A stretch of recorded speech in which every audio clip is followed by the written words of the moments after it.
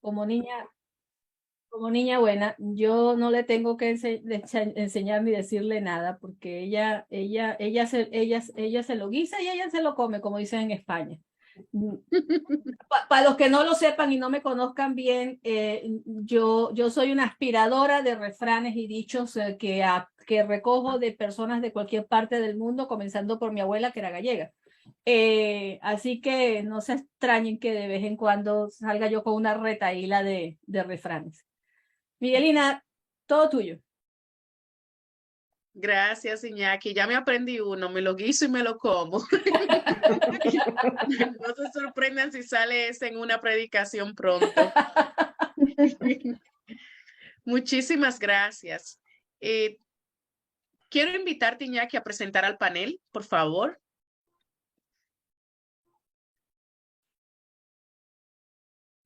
Estás en mute. Y ven cómo se le va uno el yo-yo fácilmente. Ahí va otro. Tenemos un grupo de panelistas importante también que van a participar en este grupo para compartir con nosotros esta experiencia de vida. Uno de ellos es a Nora Cruz Díaz, diácono de la diócesis de Atlanta, actualmente sirviendo en la iglesia de San Beda en Atlanta. Tenemos también a Emma Rosero Norman. Oh, yo no puedo decir en inglés entertainment, no, Emma. Y es Nordalma. Bueno, madre mía. No importa, Emma Rosero. Emma. ¿Cómo viene el patio? ¿Cómo viene el patio? Ven, ahí viene otro. Y se me perdieron los demás. ¿Quién más está dentro del grupo de panel? Yo no tengo... Nancy. Nancy está en el grupo de panelistas. No sé si Janet está. No. Ok. ¿Quién más está en el grupo de panelistas? Porque se me perdió la lista, se me cerró la computadora y se me fueron los panelistas y no me abre, Dios mío. Leti, pienso que hay un cambio.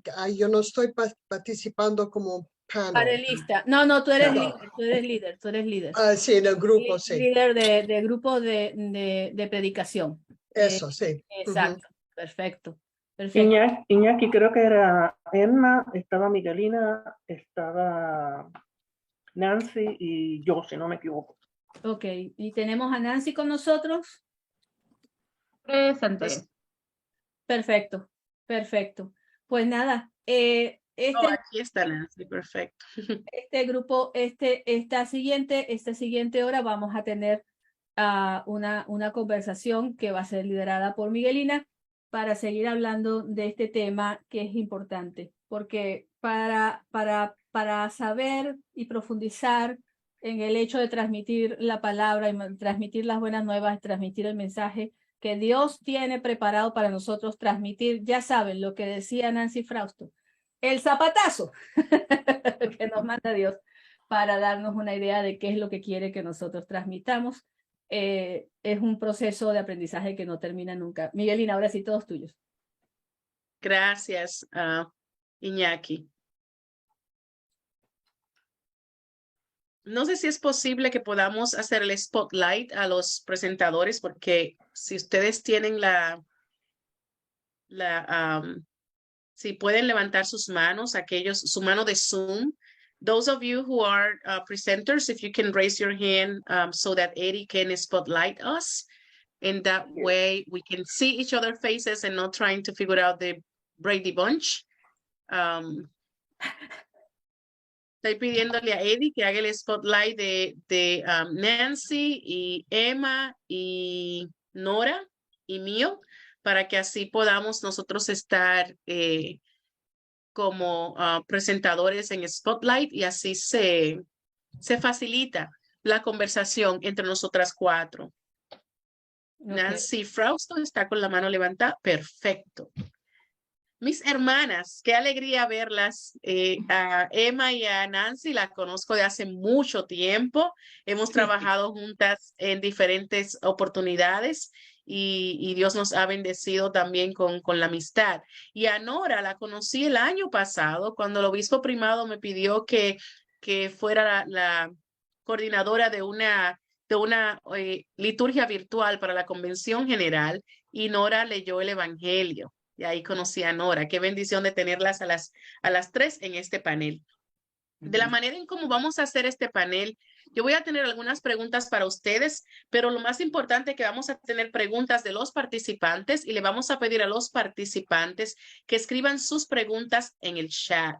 Y al escribir sus preguntas en el chat, vamos a moderar y Iñaki y yo vamos a mirar las preguntas en el chat y vamos a ir asegurándonos de que todas las preguntas estén cubiertas.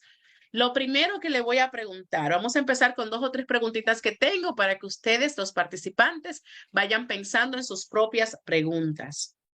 Y voy a comenzar con Emma. Emma, desde tu experiencia como diácono, ¿cuál ha sido el mayor reto cuando se trata de la predicación desde el púlpito en tu ministerio? Buenas tardes a todos y qué pena que no pude servir como tutora para la predicación, ya que he predicado de 1000 maneras. Para responder a esa pregunta de reto, en realidad hay varios, ¿no? El primero es el que siempre me ha tocado escribir sermones en inglés. Y entonces, como tú decías en tu plenaria, uno tiembla, uno crea en sueños y pensando 50,000 sermones hasta que no pasa un tiempo y ya vas cogiendo un poquito más de seguridad en ti misma y en lo que dices. Esos son los retos. Nunca he tenido retos con los presbíteros. Siempre he consultado, siempre hemos ido juntos. Nunca me han dicho, eso que el Espíritu te está diciendo no está bien, o ponle esto, ponle lo otro, sino magnífico, eso va a ser perfecto. Entonces eso me ha dado a mí mucha seguridad en que sí he podido hacerlo, ¿verdad? En donde está mi corazón y cuando yo siento que un sermón es lo mejor que yo que haya podido hacer es cuando lo hago en español. Y es que se siente en la voz, se siente en el espíritu y yo siento esa fuerza.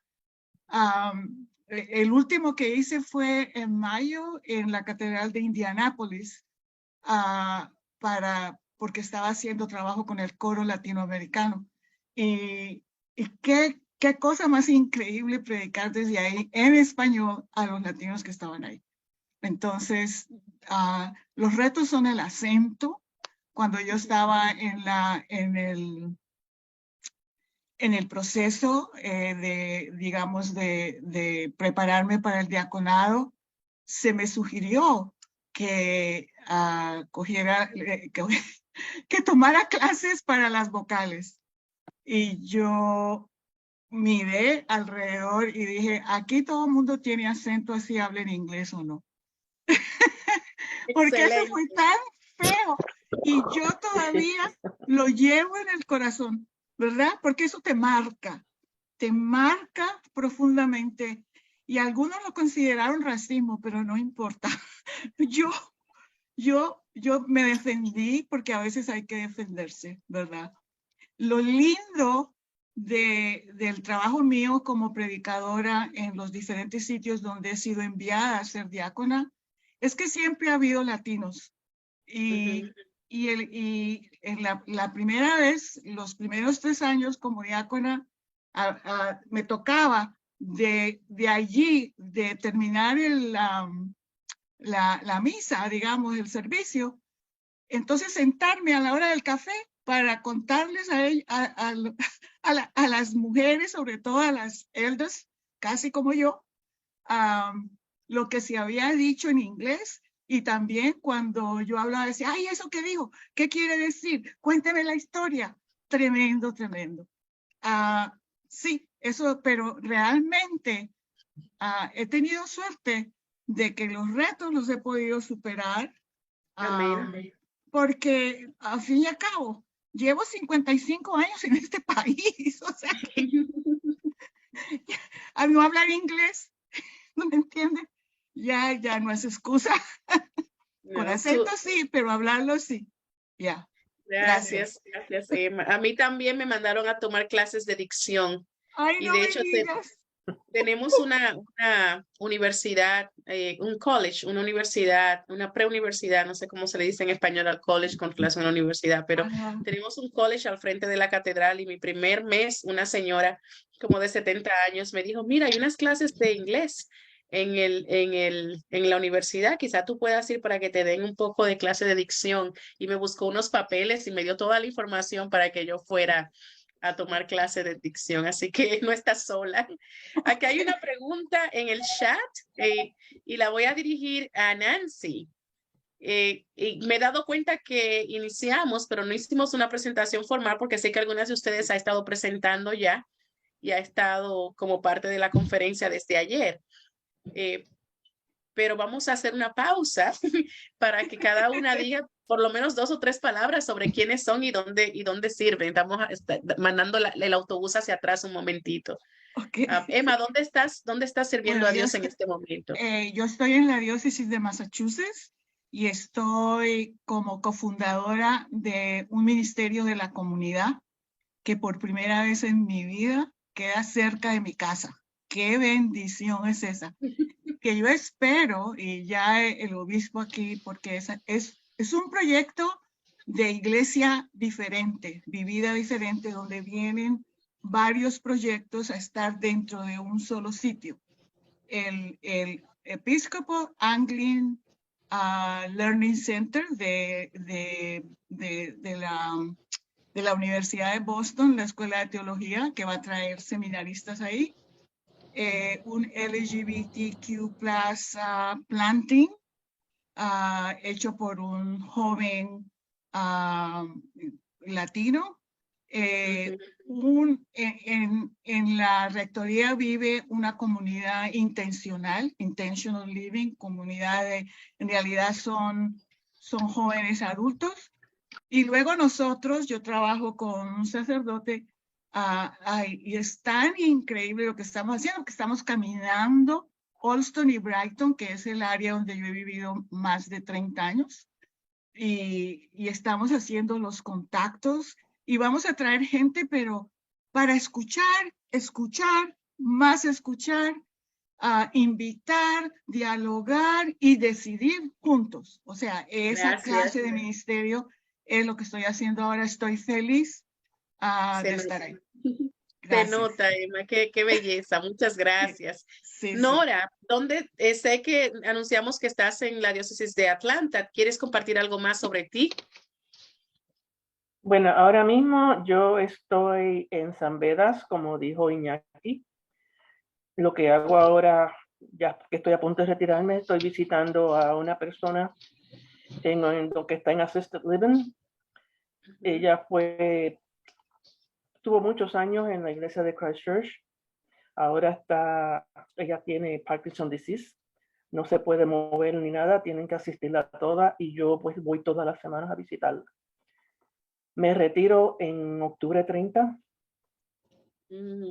y como no tengo familia acá, todos mis hijos quieren que yo me mude y me voy a mudar y lo más que me duele es que voy a estar a 7 horas de donde está Meli.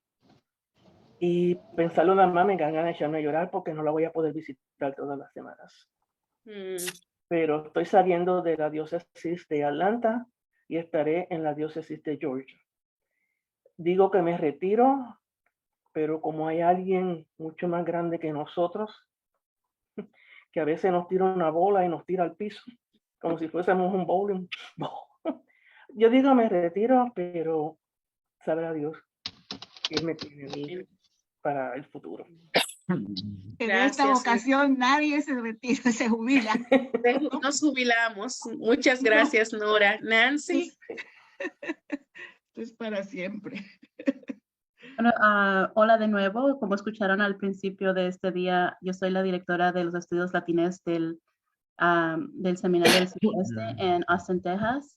Y aunque ahorita estoy en un seminario, mi corazón es de un sacerdote de parroquia. Voy a cumplir ya 10 años como ordenada presbítera y mi corazón siempre va a estar con la parroquia. No estoy segura por qué Diosito me manda a un seminario, pero estoy confiando en Dios y estoy aquí y tengo ansias de regresar a este ministerio de parroquia. Y yo sé que Miguelina me hizo la pregunta que puso la reverenda Maribel en el chat a mí. Y la pregunta es, después de predicar un sermón, ¿sientes que no has tocado el pueblo? ¿Qué hacer? A ver, Nancy, ¿cómo tú respondes a esa pregunta?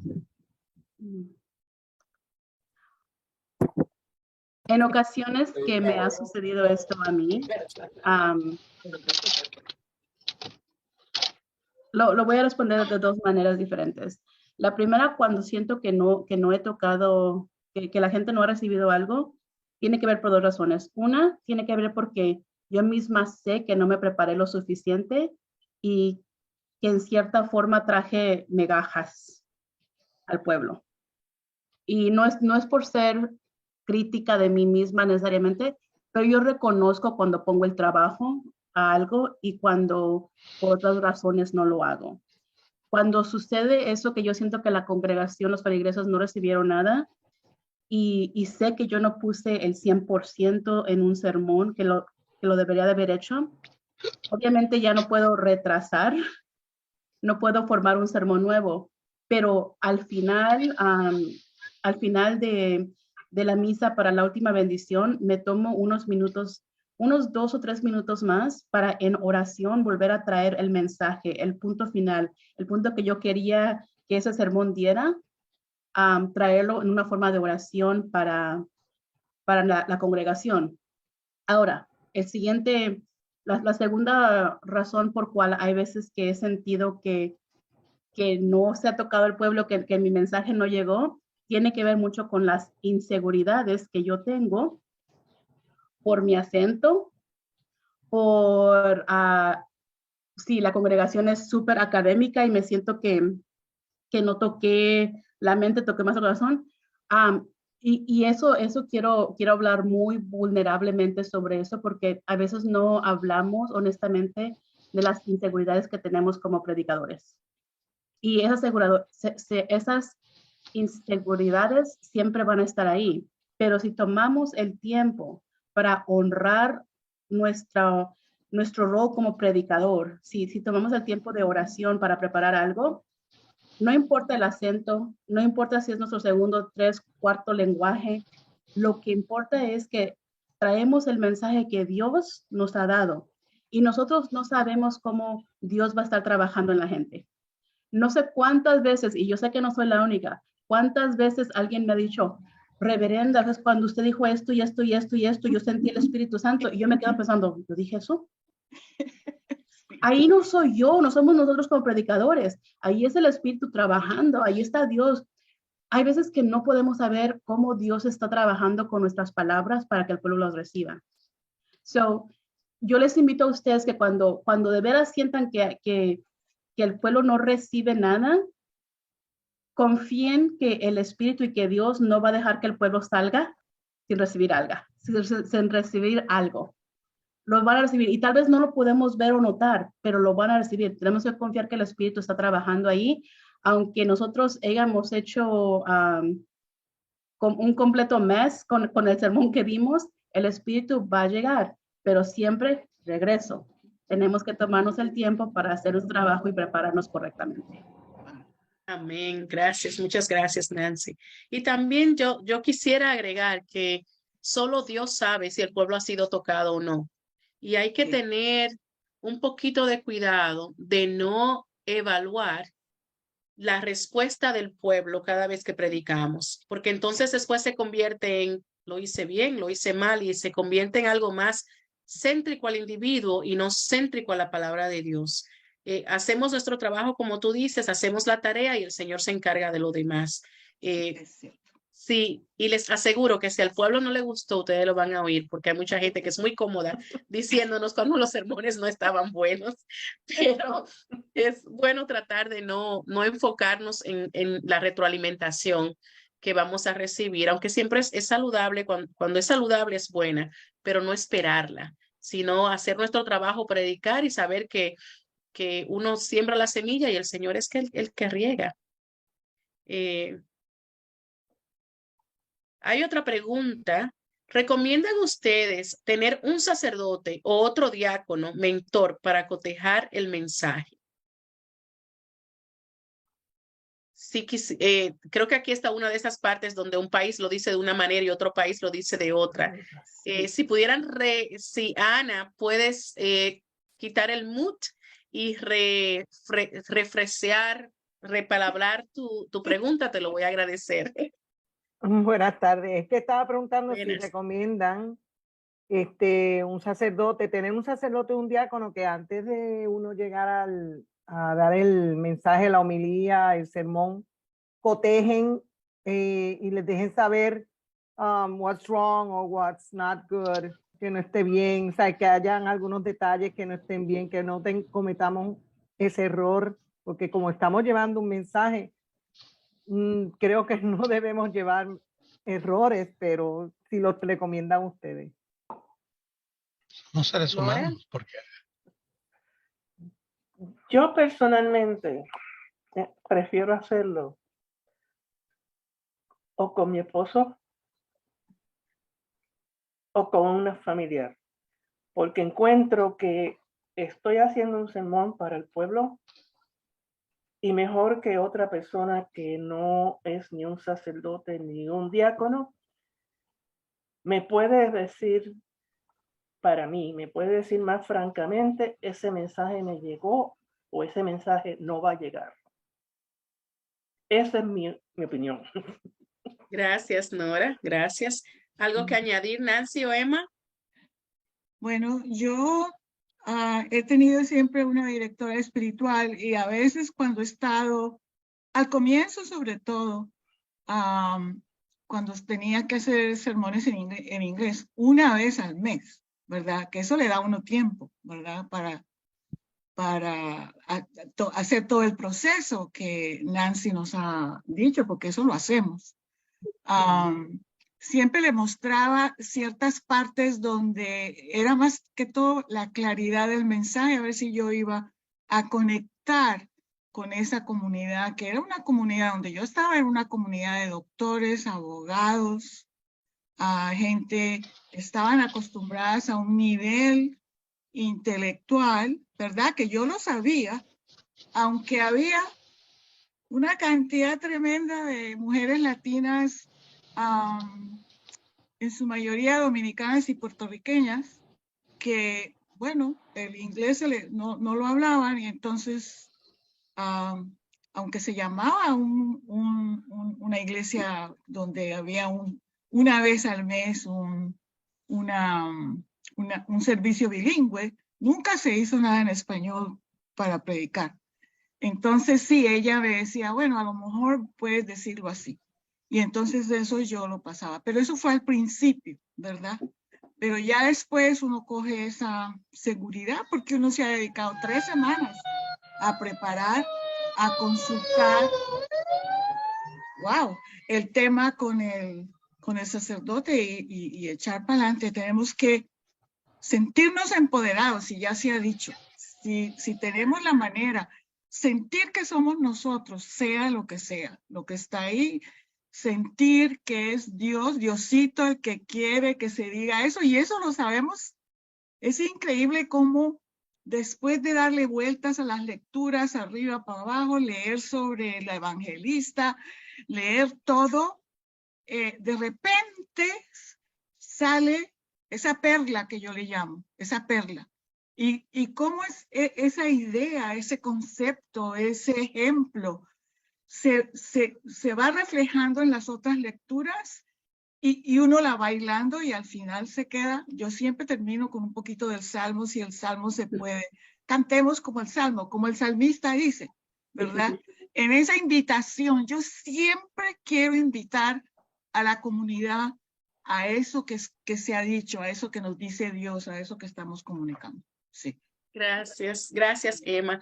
Y Ana, yo quisiera responder tu pregunta diciendo dos cosas. Número uno, que si el diácono siente que le es útil el compartir y conversar sobre el sermón con su sacerdote local o con otro clérigo compañero, busque la ayuda que usted necesite. Sí. Y generalmente al principio del ministerio, cuando la predicación es algo nuevo para nosotros, es de utilidad encontrar a alguien. Y Nora dijo qué funciona para ella y cuál es su perspectiva. No hay una respuesta correcta de quién sería la persona adecuada, pero si usted siente que necesita ese apoyo de cotejar, para utilizar tu término, el sermón, es bueno hacerlo. Sí. La otra cosa es que eso al principio es más necesario. Después, usted puede encontrar en su área geográfica un grupo de clérigos, sean diáconos o sacerdotes, y reunirse para un almuerzo los miércoles y conversar sobre la lectura juntos. Cada quien va a irse después a predicar su sermón, pero pueden conversar sobre la lectura, el trasfondo histórico, pueden conversar sobre la aplicación, puede ser un Zoom, puede ser que uno tenga un Zoom los miércoles, ¿por qué no? Si de este grupo, quienes estén interesados, nos reunimos los miércoles a tal hora y conversamos sobre la lectura y nos da la oportunidad de nosotros pensar en qué vamos a predicar el domingo y tener esa fuente de sabiduría colectiva, siempre es bueno. Tenemos otra pregunta. Y es más que una pregunta, es una solicitud. Dice, un poco de dirección para lo que no hemos predicado y tenemos todas esas inseguridades normales en nuestra situación. Nancy, ¿quieres responder esta?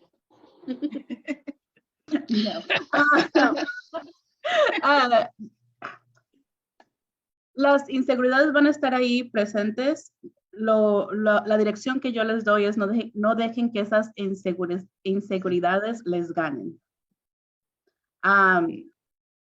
Yo pienso, tocando un poco la pregunta anterior, quiero responder a esta. Para mí, yo soy muy insegura en lo que escribo, especialmente cuando es en inglés. Para mí, poder compartir con alguien mi sermón antes de darlo, me daría pánico. Pero entrar en conversación con otros clérigos sobre el contexto y perspectivas de ellos, me da ideas de lo que voy a escribir. Yo nunca leería mi sermón para alguien antes, especialmente otros clérigos, tal vez alguien en mi familia sí, por esas inseguridades. Ahora, todos vamos a trabajar en nuestras inseguridades en diferentes formas, dependiendo cuál inseguridad es. Lo que yo he aprendido para mí misma es que el sentir nervios antes de predicar es bueno. Y yo le pido, ya después de 10 años, yo le pido a Dios que esos nervios no se me quiten, porque esos nervios me están dando el mensaje de qué gran honor es poner mis pies en ese púlpito para predicar.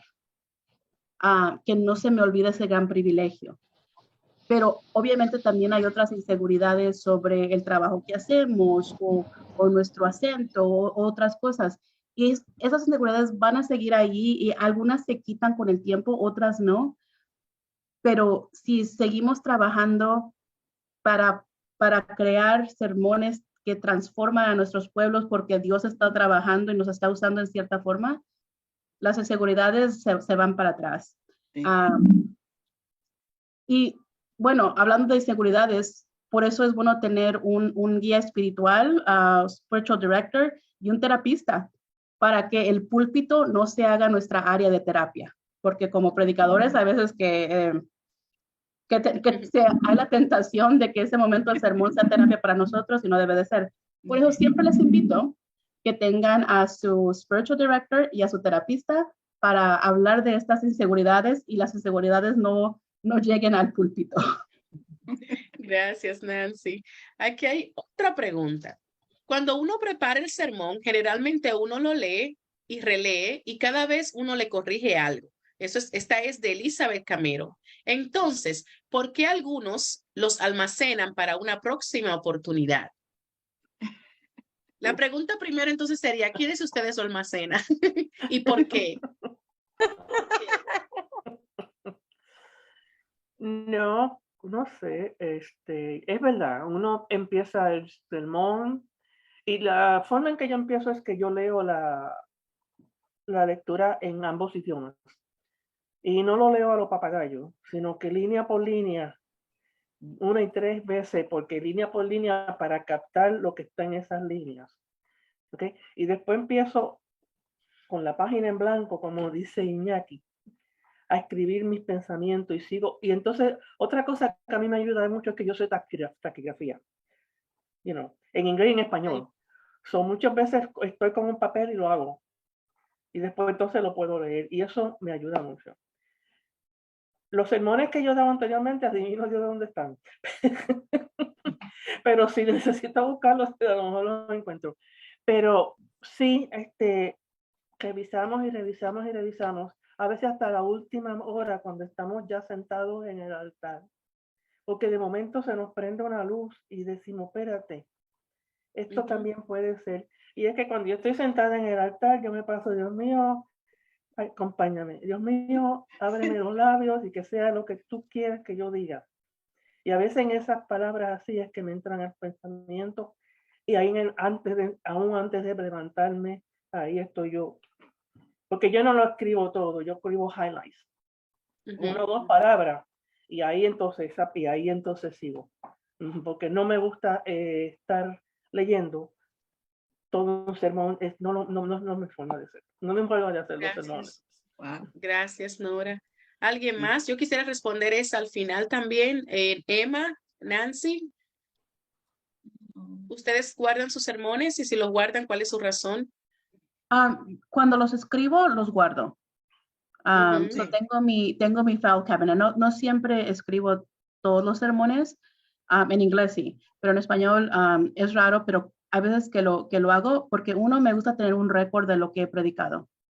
Porque 3 años después van a regresar a esas lecturas y quiero encontrar algo nuevo en la escritura que no encontré 3 años pasados. So, a mí me gusta guardar mis sermones por esa manera. Y también algo que yo aprendí en una de las conferencias que hizo el Preaching Foundation hace como, unos años, alguien dio una presentación en el que dijo, cuando nos estamos preparando, escribimos todas las ideas y escribimos hasta párrafos y luego nunca los usamos, pero guárdenlos, porque va a llegar el momento donde esos les va a servir para otro y tal vez sea años después, pero guarden esos pensamientos, porque cuando estamos preparando un sermón, el Espíritu está trabajando entre nosotros. So, tomen esas palabras y guárdenlas y un día tal vez se va a usar algo similar, la historia o algo. Y desde que yo escuché eso, me gustó siempre hago mis páginas de notas en la computadora o en mi notepad y siempre las guardo y ya cuando me acuerdo que, yo ya prediqué sobre esa lectura, voy y regreso y la busco y digo, ¿qué dije? No para predicar lo mismo de nuevo, pero para ver que en ese tiempo era lo que yo encontré. Gracias. Yo los guardo y a veces leo los de hace años y digo yo, wow, qué malo ser. ¿Verdad? Qué simples, con el miedo con el que yo iba. Eso me pasa, entonces los dejo ahí, bueno. Gracias. Pero obviamente con el tiempo, con la práctica, uno mejora y uno aprende y uno agarra de aquí y de allá. Y es verdad, empieza uno a escribir y luego uno realmente no usa todas esas notas, es verdad. Sí. Absolutamente. Sí. Yo creo que predicar es como montar bicicleta. Una vez que uno empieza, uno deje de hacerlo, ya automáticamente hay cierta disposición para montar la bicicleta. Pero mientras más experiencia uno tiene, uno empieza a prestar atención. Oh, pero mira, le voy a poner una bocinita. Pero una luz por detrás, porque ya yo estoy experto en manejar bicicleta, voy a manejar más de noche. Oh, mira, me puedo poner un chaleco mamey naranja para que se vea de noche. Pero yo antes nunca guardaba mis sermones, nunca. Yo hacía un esquema y no los escribía completamente, solamente un esquema, lo tenía en una hoja de papel y lo escribía a mano. Hacía toda mi tarea para prepararme en una hoja de papel, lo escribía a mano y tenía mi esquema. Eso cambió cuando yo me mudé a los Estados Unidos, porque en inglés yo no podía hacer eso.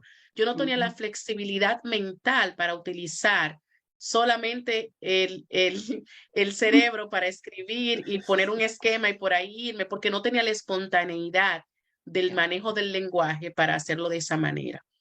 Al empezar a escribirlos, me di cuenta que obviamente, como dice Nancy, son 3 años litúrgicos.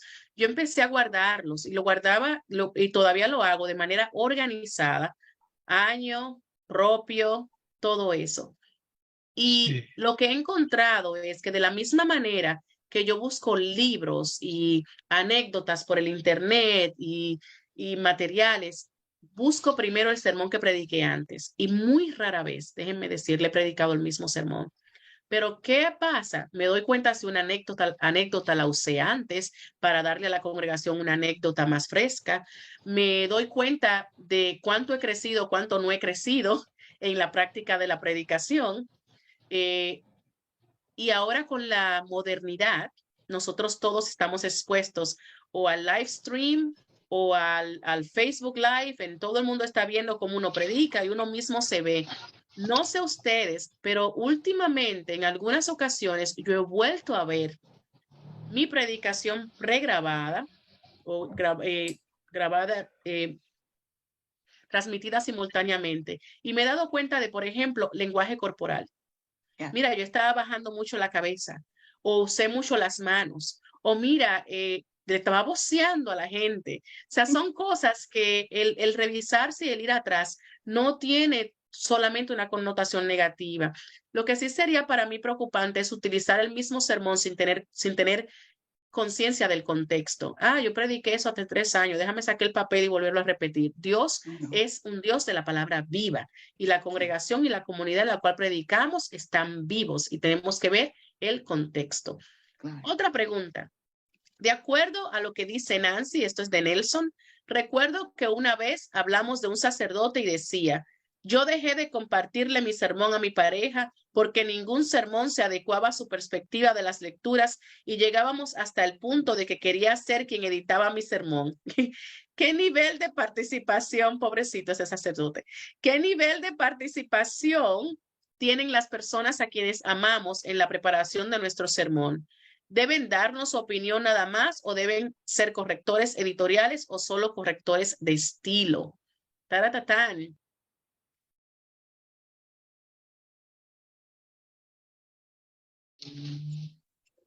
Me voy a atrever a responder. Todo es contextual. ¿Y quién es tu pareja? ¿Y cuál es la relación que tú tienes con tu pareja y cómo ustedes son un equipo? En mi caso, como yo utilizo muchos ejemplos de mis niños últimamente en mis sermones, porque soy una mamá vieja de niños chiquitos, yo les comento a mi esposo si hago ejemplos de mis niños antes de usarlo en la iglesia, porque estoy exponiendo a mi familia. Y a veces, si me siento en conflicto con una escritura, nos sentamos a conversar, le digo, oye, pero este sermón del domingo me tiene, y le comento y mi esposo me da su perspectiva, pero nunca le enseño el papel. Esa es mi práctica, porque eso es entre mí y Dios. Sí. Nora, Emma, Nancy. No. Bueno, yo añadiría una cosa. No tengo pareja, no soy casada, pero a personas que raramente cuando he compartido mi sermón es con mi hermano y mi hermana menor. Y me gusta compartirlos con ellos porque ellos no van a la iglesia. Ellos son los nuns, ellos no tienen una espiritualidad, pero no son religiosos. Y a veces me gusta agarrar la perspectiva de ellos. No todo el tiempo, pero cuando lo he hecho, no estoy buscando que me editen la teología, pero que escuchen el estilo. Y cómo el delivery, cómo lo estoy diciendo. Y si hay cosas que necesitan ser aclaradas para la persona que va a entrar a la iglesia, que no va a conocer los términos teológicos. Y por eso me gusta de esa forma. Y hay veces que mi hermano y mi hermana me han dicho, that's too much, cut that, you know, corta eso, no se entendió nada, o lo dijiste varias veces. Hay veces que les hago caso, hay veces que no, porque es mi estilo. Pero sí me gusta recibir feedback de ellos, porque es una perspectiva muy diferente. Gracias. Sí, las pocas veces que yo me he sentado con mi esposo, yo lo hago porque él no va a la iglesia, ¿ok? So es como un sounding board. Entonces lo que yo veo, lo que yo busco de él es que me diga, no entiendo lo que estás diciendo. Eso es lo que yo busco, que para que me deje saber que lo que estoy diciendo, yo creo que la gente lo va a entender, pero no. Entonces me dice, él lo único que me dice, dilo de otra forma. Que se pueda, o sea, porque si él no lo entiende, tú sabes, entonces ahí, y eso es para las pocas veces que yo me siento y es para eso. Porque si él no lo entiende, pues entonces va a tener, porque yo lo hago en inglés y en español. ¿Entiendes? Y como dicen, son diferentes de esto, pero como eres bilingüe igual que yo, pues, ¿sabes? En cualquiera de los dos idiomas, pues él me puede decir no entiendo. O no te explica un poquito más. Eso es lo que yo sabe, pero no para que pues nada más hombre. Gracias, Emma. Yo he compartido con mi hija algunos de los sermones porque ella tampoco va a ninguna iglesia, entonces, y ella es trabajadora social, entonces, a ver qué le ha comunicado. Y a veces dice, bueno, esas palabras ahí no decían mucho, tú sabes, amplía. Y también en inglés, cuando me ha tocado ir a hablar, por ejemplo, sobre el proyecto de Allston, sí lo he compartido con el sacerdote con el que trabajo, porque estamos yendo a otras iglesias. No hay nada episcopal por esta área, pero hay una iglesia episcopal cerca que está loca por colaborar con nosotros, entonces ella tenía que llevar algo clarito, invitador, tú sabes, con todo el ánimo. Entonces yo dije, bueno, este inglés tiene que sonar así y yo tengo que metérmelo de tal forma que conecte con ellos y sí, se pudo hacer, sí, en esos momentos, pero el resto, bueno, ahí está Dios conmigo y para allá va. Sí. Gracias. Yo creo que en términos generales lo que todos estamos de acuerdo es que el nivel de confort de la persona que está escribiendo el sermón y el nivel de confianza con quien compartirlo, si se siente la necesidad de compartirlo. Y también hasta qué punto quiere compartir para edición y hasta qué punto quiere compartir para retroalimentación. Yo creo que es una realidad bien particular de cada predicador. Sí. ¿Alguna otra pregunta? Tenemos unos 15 minutos para continuar con el panel. Si tienen otras preguntas, favor de ponerlas en el chat. Mientras nuestros participantes piensan en otra pregunta, les quiero preguntar, ¿cuál es su mayor gozo en el arte de la predicación? ¿Qué les da vida? ¿Qué les trae una sonrisa al corazón cuando están predicando? Bueno, yo quisiera contar algo rapidito que me sucedió porque yo he trabajado con los luteranos, ¿verdad? Como la primera diácona episcopal en el sínodo de Massachusetts luterano, plantando un ministerio latino. Y entonces resultó que empezó con familias desplazadas por un incendio que vivían en esta iglesia, arriba, en el balcón de la iglesia. Y fue lindo y todo, y hacíamos grupos, estábamos haciendo grupos de mujeres y toda la cosa. Pero luego estas personas encontraron hogar en otras partes de Boston y se acabó eso, y me quedé yo trabajando con los latinos que no tenían hogar, hombres y mujeres que no tenían hogar. Y hubo un momento que yo jamás he experimentado antes, en donde nos sentábamos, era un ministerio de todos los martes.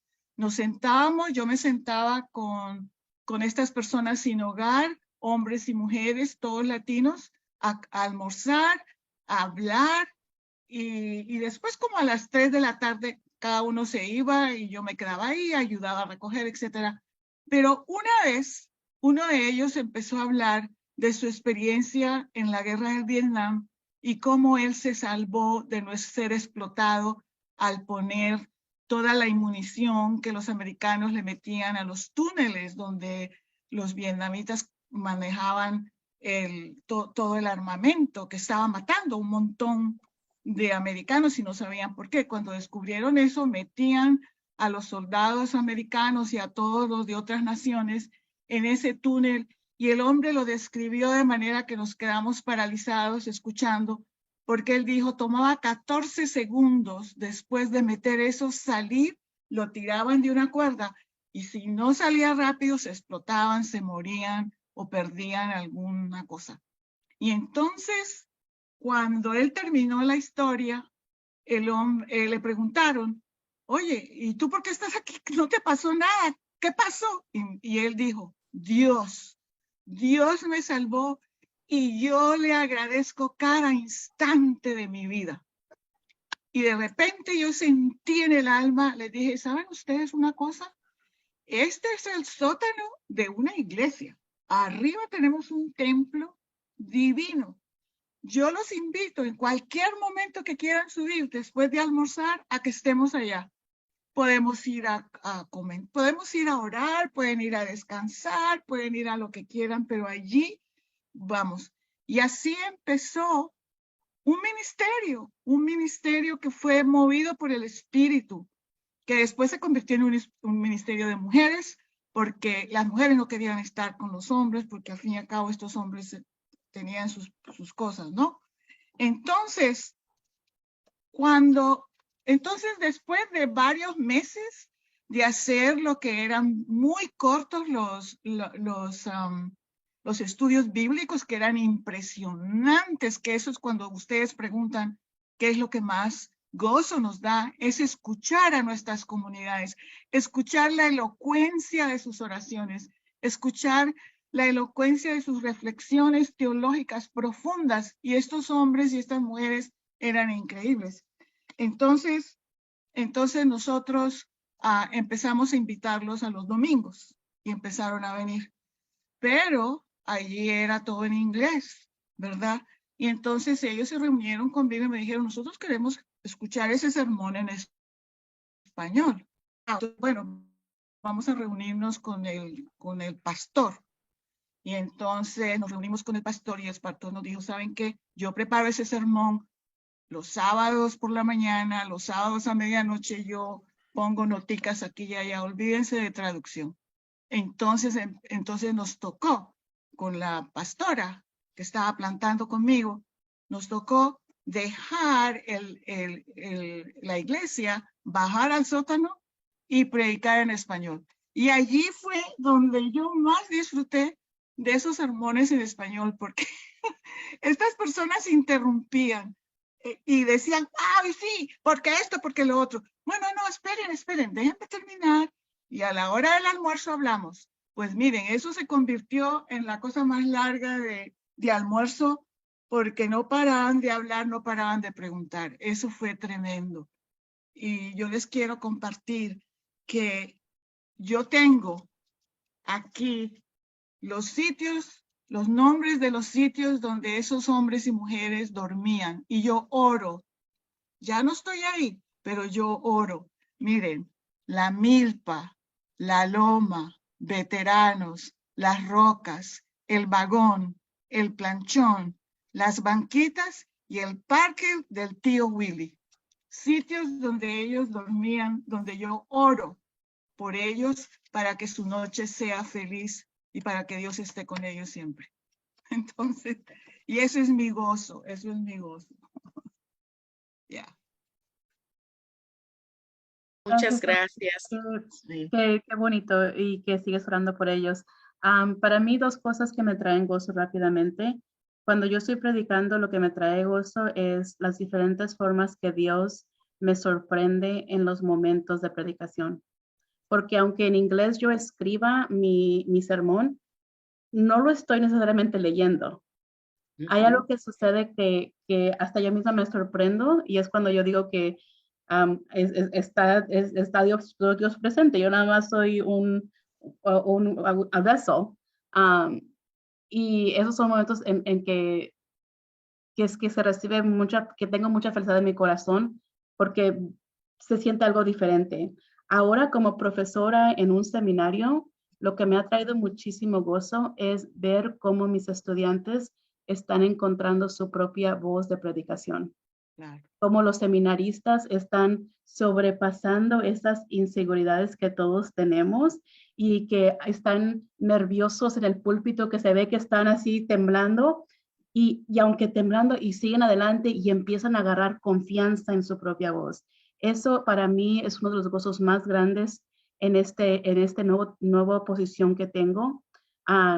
Y que me da gozo pensar en todos ustedes como diáconos, los que están empezando, los que todavía no han predicado su primer sermón, que muy pronto con la ayuda de Dios y con todo su estudio van a encontrar su propia voz de predicación.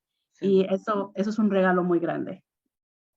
Gracias. A mí lo que me da gozo, perdona, a mí lo que me da gozo es cuando yo estoy predicando, mirar a la congregación, porque tú sabes, uno mira a ambos lados y ver con la atención que ellos están escuchando lo que yo digo y ver cómo ellos hacen así a veces cuando yo hago nada. Entonces me da gozo porque estoy diciendo, Dios mío, estoy predicando lo que tú quieres que yo diga. Y eso es es el gozo mío porque sé que estoy diciendo lo que Dios quiere que yo diga. Y ese es el gozo mío. Amén, muchas gracias. Y tenemos 2 preguntas más. En este momento, en lugar de tener a las 3 panelistas respondiendo, voy a especificar para tener una respuesta por pregunta. Aquí dice, ¿qué elementos debemos considerar a la hora de predicar a una congregación que no se conoce? ¿Qué elementos debemos considerar a la hora de predicar a una congregación que no se conoce? ¿Quién quiere responder esa pregunta?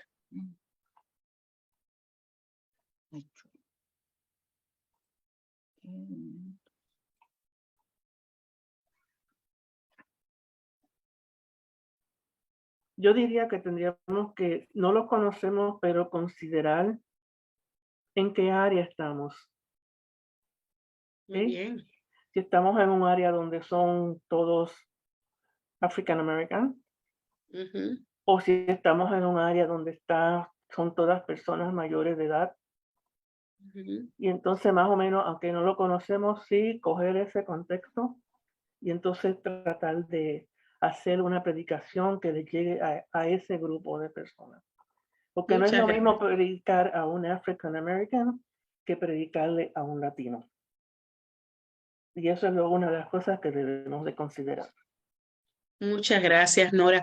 También yo quisiera añadir que cuando nos invitan a predicar es muy importante, ya sea, a veces no hay sacerdote en la congregación, puede ser un guardián mayor, puede ser una actividad, a un evento. Pregunten quién es la audiencia y pregunten cuando acepten la invitación, ¿me puedes decir un poquito más sobre la congregación? Eso le da a usted la oportunidad de tener por lo menos la información sobre la congregación desde la perspectiva de alguien que pertenece a la congregación. Y lo que tu respuesta ha sido brillante. El tener una perspectiva amplia del contexto ayuda cuando uno está preparando su sermón. La otra pregunta que tenemos es, cuando uno de ustedes va a un lugar y otra persona va a predicar, ¿qué le gustaría a ustedes escuchar? ¿Qué nos gustaría a nosotras 4 escuchar cuando nosotras estamos en los bancos siendo receptoras de los sermones que escuchamos? Un mensaje que nos ilumine, un mensaje que llevemos después para reflexionar, ¿verdad? Un mensaje que nos sirva de guía para nosotras mismas como diáconas. Sí.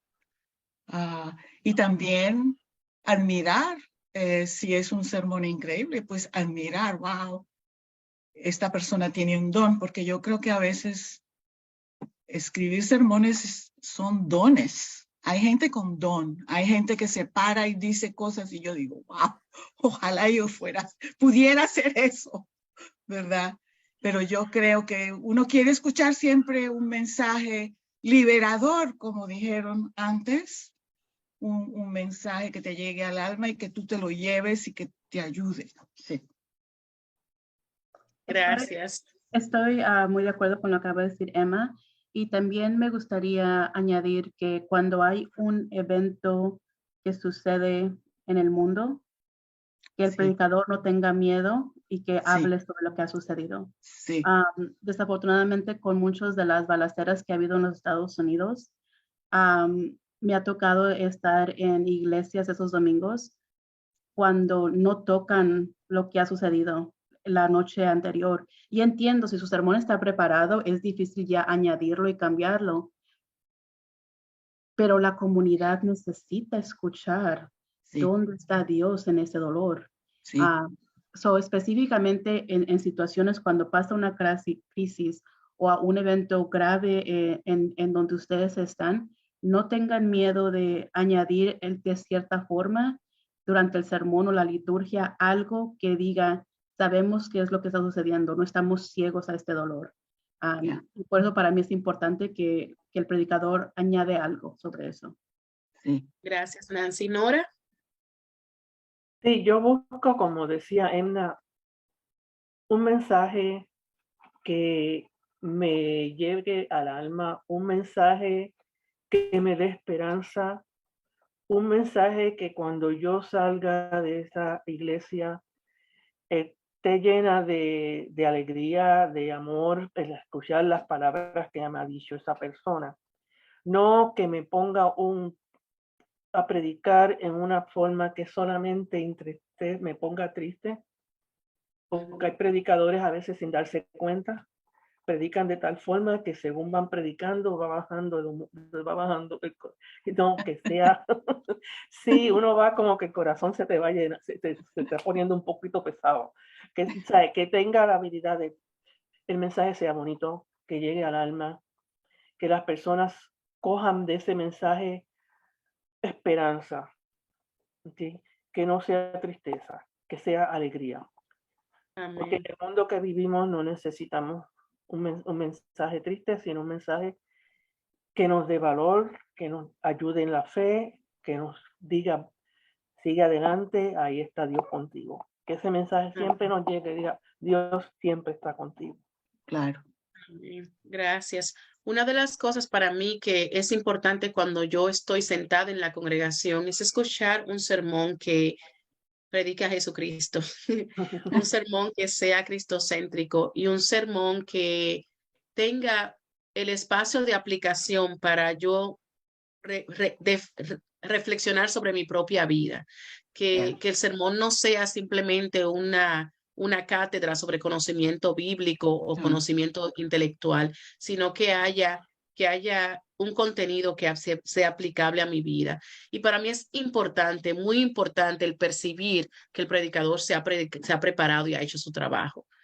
Para mí lo más decepcionante es sentarme en una congregación y ver a un sacerdote, a un diácono, a un ministro laico predicando como que abrió el boletín a las 9 de la mañana para la misa de las 10 y decidió, ok, este es el tema de hoy, déjame hablar de tal cosa.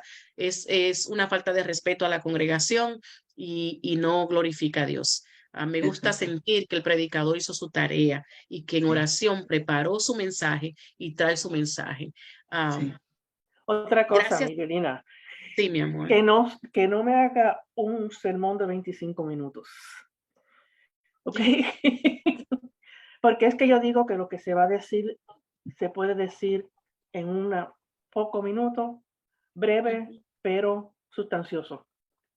Amén. Porque yo siempre digo que después de 15 minutos, la mitad de la congregación, la mente está en todo menos en lo que está diciendo el predicador. De hecho, después de 12, el spam de atención de un niño son como 1 minuto, 2 minutos. El adulto, después de 10 minutos, 12 lo máximo, si es bueno. se le fue. Entonces, uno lo que está repitiendo la idea con diferentes palabras. Yo estoy de acuerdo contigo. Ahora Sí. bien, yo puedo sentarme a escuchar al obispo primado predicar por 2 horas y no me canso. Así que Claro. todo depende. Depende. Quiero exacto. darle las gracias a ustedes, Emma, Nora, Nancy, por este momento de compartir, y quiero darle las gracias a Juan Sandoval y a Peter Wild por la invitación que me han dado de estar con ustedes en el día de hoy. Que el Señor les bendiga grandemente, y muchísimas gracias a Iñaki por facilitar el día. Así que les invito a que continúen viviendo fielmente ese ministerio que nosotros tenemos de proclamar la palabra a tiempo y a destiempo. Dios les bendiga. Muchas gracias. Gracias. Muchas gracias y muchas gracias a todos los que escucharon. Gracias.